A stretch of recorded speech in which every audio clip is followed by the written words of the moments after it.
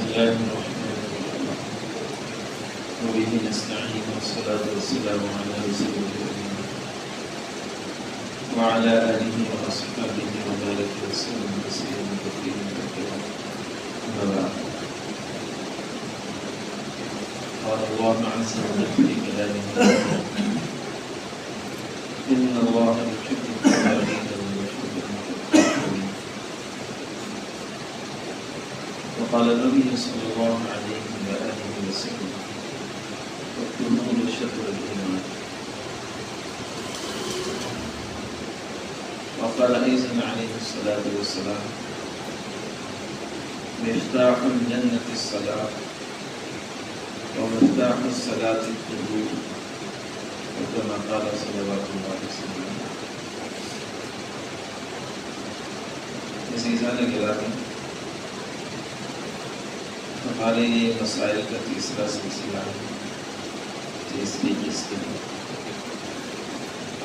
اس میں ہم نے سب سے پہلے طہارت سے شروع کیا ہے، پاکیزگی سے۔ پاکیزگی دو چیزوں سے حاصل کی جاتی ہے، طہارت من الحدث اور طہارت من النجاسہ۔ پھر طہارت من الحدث کی دو قسمیں، حدث اصغر اور حدث اکبر، چھوٹی ناپاکی اور بڑی ناپاکی۔ حدث اصغر چھوٹی ناپاکی یعنی بے وضو ہونا۔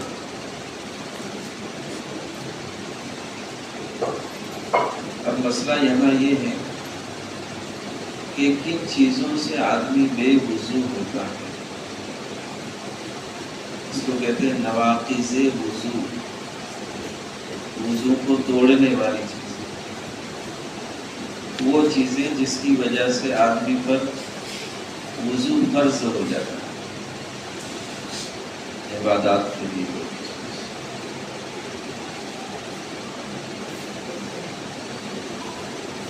آسان چیزیں ہیں، آگے پیچھے ہو تو مسئلہ نہیں ہے، لیکن ہمارے علم میں آ جائیں کہ یہ چیزیں ہیں جن سے وضو بھول جاتا ہے یا عبادت کے لیے اس پر وضو کرنا فرض ہو جاتا ہے۔ ہم لوگ اس کے پوائنٹس بنا کر اس کو طے کرتے ہیں تو یاد ہوتا ہے، یاد رہتا ہے۔ کتابوں میں مختلف ترتیبیں ہیں، کمی زیادتیاں ہیں اس کے اندر، کبھی کسی چیز کو اس میں داخل کیا، کبھی الگ سے شمار کیا۔ تو مسئلہ یہ نہیں وہ ساری چیزیں آ جائیں۔ اب ہم سر سے شروع کرتے ہیں۔ سب سے پہلی چیز پاگل ہو جانا، اس کا تعلق دماغ سے۔ پھر دوسری چیز بے ہوش ہو جانا، بے ہوشی کے تعلق بھی دماغ سے۔ تو اب دو دماغ کے ہو گئے، سر کے ہو گئے، یہ یاد رکھیں، پاگل ہونا اور بے ہوش ہونا۔ تھوڑا نیچے اترے، آنکھ آتی ہے تو ٹیک لگا کر سو جانا، اس سے وضو ٹوٹ جائے گا۔ میں بعد میں تھوڑی تفصیل کرتا ہوں، پہلے ہم نمبر گن لیتے ہیں۔ اس کے بعد نیچے اترے تو منہ سے تین چیزیں، منہ سے کتنی چیزیں؟ منہ بھر کر قے ہو جانا، اس کو الٹی کہتے ہیں ہماری زبان، منہ بھر کر قے ہو جانا۔ دوسرا، کوئی نشے والی چیزیں استعمال کرنا اور اس میں مست ہو جانا، نشہ چڑھ گیا نا، اس سے کیا ہوگا؟ وضو ٹوٹ جائے گا۔ نشہ کہاں سے کریں گے آدمی؟ اور تیسری چیز ہے منہ سے رکوع و سجدے والی نماز میں کھلکھلا کے ہنسنا۔ اس کی بڑی تفصیلات میں آگے بتاؤں۔ کتنے ہو گئے؟ 6 ہو گئے، 2 دماغ کے، 1 آنکھ کا، 3 اور منہ سے 3، 6 ہو گئے۔ پوری باڈی کا ایک، بدن کے کسی بھی حصے سے خون یا پیپ کا نکل کر بہہ جانا، نکل کر بہنا، یہ شرط ہے۔ اور آخری اور 8ویں چیز پاخانہ یا پیشاب کرنا یا ہوا کا خارج ہونا یا ان راستوں سے کسی اور چیز کا نکل جانا، اس کی اپنی تفصیلات۔ کتنی چیزیں ہو گئی ہے؟ 8۔ کچھ مشکل ہے؟ اس کو رٹنا ضروری نہیں، لائن سے سیریل وائز سنانا ضروری نہیں۔ اب اگر کسی سے پوچھا جائے کہ اگر کوئی پاگل ہو گیا تو وضو ٹوٹے گا نہیں ٹوٹے گا؟ کوئی بے ہوش ہو گیا وضو ٹوٹے گا نہیں ٹوٹے گا؟ کوئی ٹیک لگا کر سو گیا وضو ٹوٹے گا نہیں ٹوٹے گا؟ کسی کی منہ بھر کر قے ہو گئی وضو ٹوٹے گا نہیں ٹوٹے گا؟ کسی نے رکوع سجدے والی نماز میں کھلکھلا کے ہنس لیا وضو ٹوٹے گا نہیں ٹوٹے گا؟ کسی نے نشہ والی چیز استعمال کیا اور اس میں مست ہو گیا وضو ٹوٹے گا نہیں ٹوٹے گا؟ بدن کے کسی حصے سے خون یا پیپ نکل کر بہ گیا وضو ٹوٹے گا نہیں ٹوٹے گا؟ کسی نے پیشاب کر لیا، پاخانہ کر لیا، اس کی ہوا سلک گئی یا ان راستوں سے کوئی چیز اور نکل گئی تو کیا وضو ٹوٹے گا نہیں؟ لوگ پریشان اس لیے ہوتے ہیں کہ یار اس کو یاد کیسے رکھیں؟ علم میں آ جانا، یہ عمر ایسی ہے، بچوں کے لیے رٹا لگانا اور بڑوں کی ایسی عمر ہے کہ صرف وہ دماغ سے سمجھ لیں ان چیزوں کو، بس وہ جب وہ حال آئے گا اب ان سے پوچھا جائے وضو ٹوٹے گا نہیں ٹوٹے گا اس کنڈیشن میں، وہ کہہ دیں گے اس میں ٹوٹے گا، اس میں۔ لوگ پریشان اس لیے ہوتے عالی عمر میں کیسے دماغ چلے گا، کیسے یاد رکھیں گے۔ ابھی 3 قسطیں ہو گئی ہیں، میں ہر قسطوں میں شروع میں خلاصہ پیش کرتا، آج بھی میں اوپر سے آیا نہیں دھار آپ کے پاس، بار بار گزریں گے تو ذہن میں بیٹھے ہیں۔ کسی نے پوچھا آپ بتا سکتے ہیں؟ آپ اپنے گھر کے مفتی ہیں، آپ یہاں جان لیں وہاں مسئلہ آئے تو کون؟ آپ ہی کو بتانا ہے۔ کچھ دقت آئے تو پھر آپ ہم سے پوچھ لیں، ہم حاصل ہیں آپ کی خدمت۔ اب تھوڑی سی تفصیلات سمجھتے ہیں۔ پاگل ہونا، بے ہوش ہونا تو آسان سی چیز ہے، اس میں کوئی زیادہ سمجھنے والی بات نہیں۔ کبھی کبھی ایسا ہوتا ہے کہ اس میں بندہ اچھی حالت میں ہوتا ہے لیکن کبھی کبھی دورہ پڑتا ہے، تھوڑی دیر کے لیے وہ سٹک جاتا ہے، تو تھوڑی دیر کا سٹکنا بھی اس کے وضو کو توڑنے، تھوڑی دیر کے لیے بھی بے ہوش ہو گیا تو وضو ٹوٹ جائے۔ اب یہ ہے کہ ٹیک لگا کر سونا، جیسے جمعہ کے اندر لوگ تو کرسی پر بیٹھا ہوا ہے یا دیواروں کو ٹیکا لگایا ہوا ہے، یا یہ ہے کہ کوئی نماز کے اندر ہی سو گیا،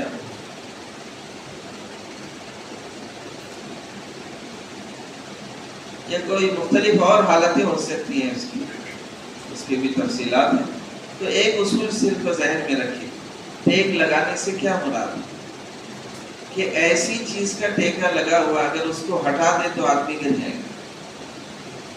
اگر اس کو ہٹا دے تو کرسی پر بیٹھا ہے پیچھے ٹیک لگا کے بیٹھا ہوا، وہ ہٹ گئے تو گر جائے گا، وضو ٹوٹ گیا۔ اس دیوار کو ٹیکا لگا کے بیٹھ گیا، گر گیا تو وہ ہٹائے تو دیوار تو ہٹائیں گے نہیں، لیکن ایک اصول سمجھنے کی، اگر وہ ہٹائے جائے تو ایسا ٹیکا لگایا کہ اس کو ہٹایا جائے تو وہ گر جائے گا، تو اس کا وضو ٹوٹ جائے۔ اچھا ٹیک نہیں لگایا تھا بندے نے، وہ بیٹھا ہوا تھا،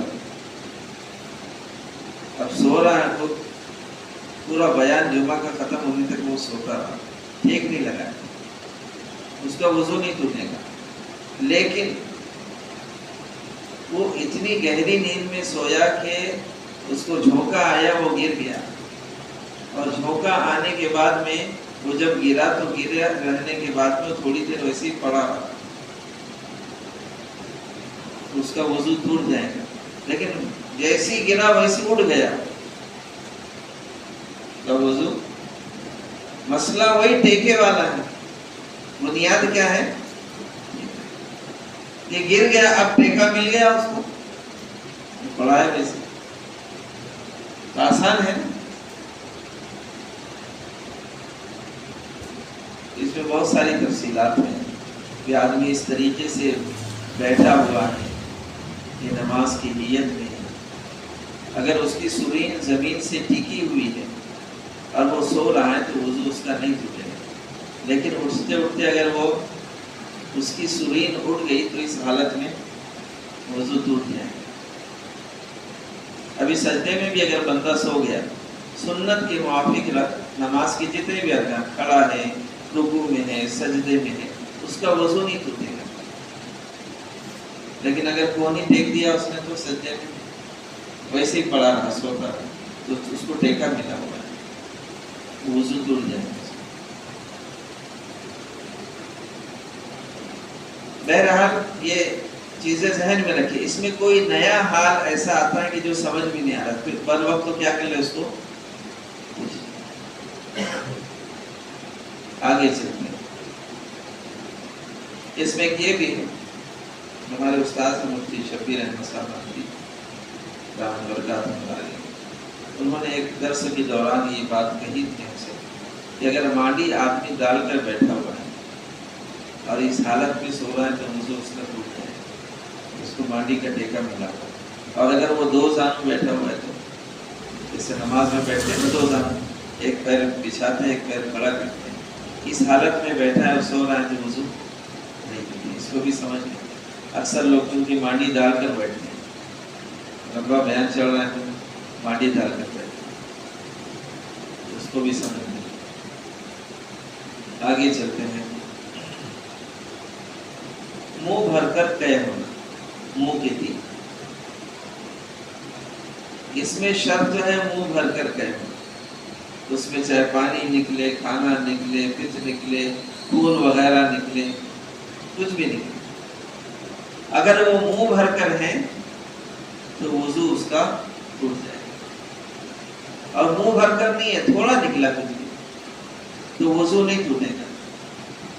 اچھا ایک ہی متنی میں کبھی تھوڑی ہوئی، پھر تھوڑی ہوئی، پھر تھوڑی ہوئی، اگر وہ ساری مقدار ایک منہ بھر کی ہو جاتی ہے تو پھر وضو ٹوٹ جائے گا۔ اصل کیا ہے شرط اس میں؟ منہ بھر کر ہونا، چاہے وہ ایک ہی متنی سے کئی ٹپے ہو یا یک بارگی پورا ہو جائے تو اس کا وضو ٹوٹ جائے۔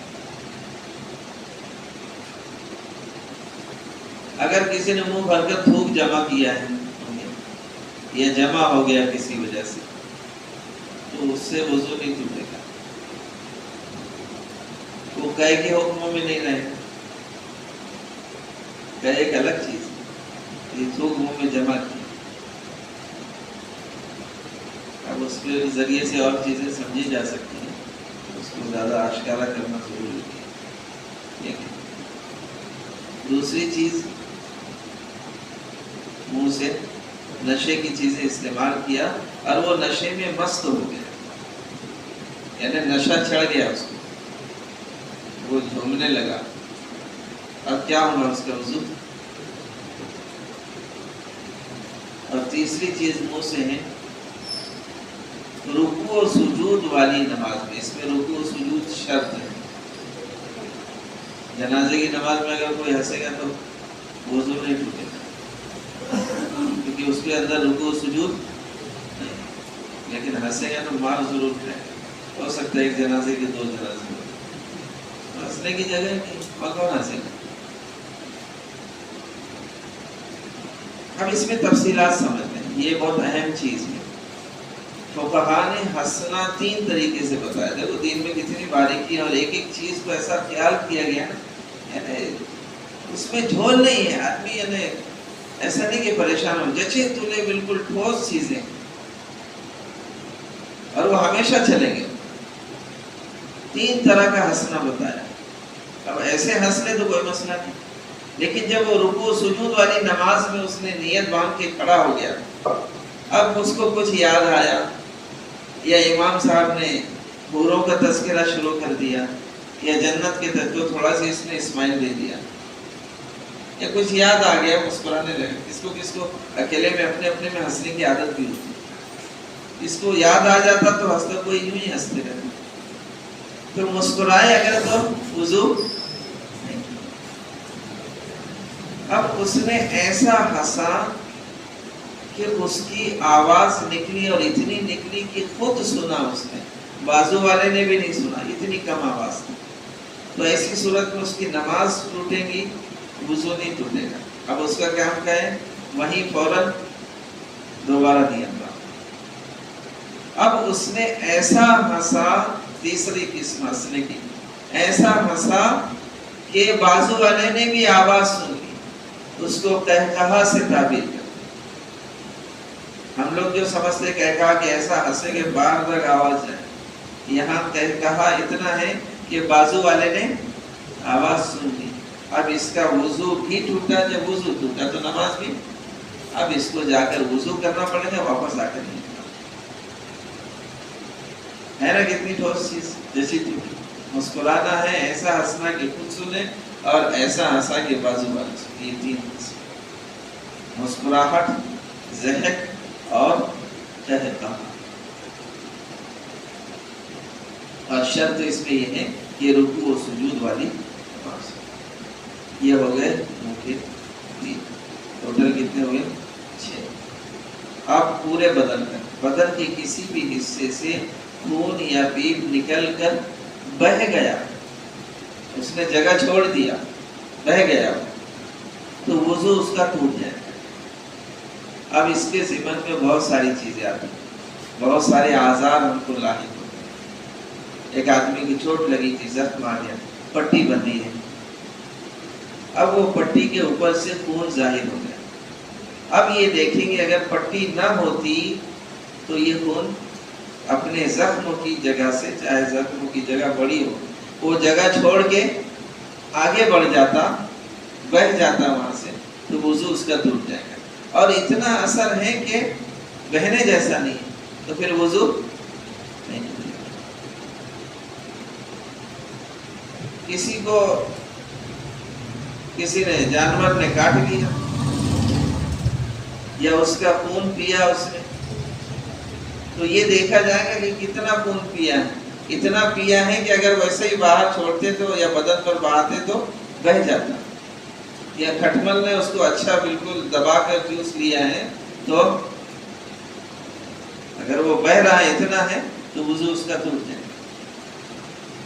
اور اس نے جگہ نہیں چھوڑی تو وضو نہیں ٹوٹے گا. اور بھی بہت ساری چیزیں ہیں، کچھ خواتین سے متعلق بھی ہیں، اس کو بھی جو ہے وہ کچھ مسائل اگر آتے ہیں تو اس کے لیے اور راستے ہیں. پرسنل میں آدمی رابطہ کر سکتا ہے اس اعتبار سے. آخری اور 8واں نمبر، پیشاب یا پاخانہ کرنا، یا ریح کا خارج ہو جانا، یا ان راستوں سے کسی اور چیز کا نکل جانا. اس سے وضو ٹوٹ جائے گا. پیشاب پاخانہ ہوا تو سب کو سمجھ میں آتی ہے، لیکن بندوں کو بعض اوقات آزار ہوتے ہیں، بیماریاں ہوتی ہیں. اب اس سے کچھ اور چیز نکل گئی، بیماری کی وجہ سے اس کی مزید نکل گئی یا مزید نکل گئی، کچھ تذکرے کی وجہ سے، یا جو ہے کچھ باتیں کرنے کی وجہ سے، تو اس کا وضو ٹوٹے گا. اس کا وضو ٹوٹے گا.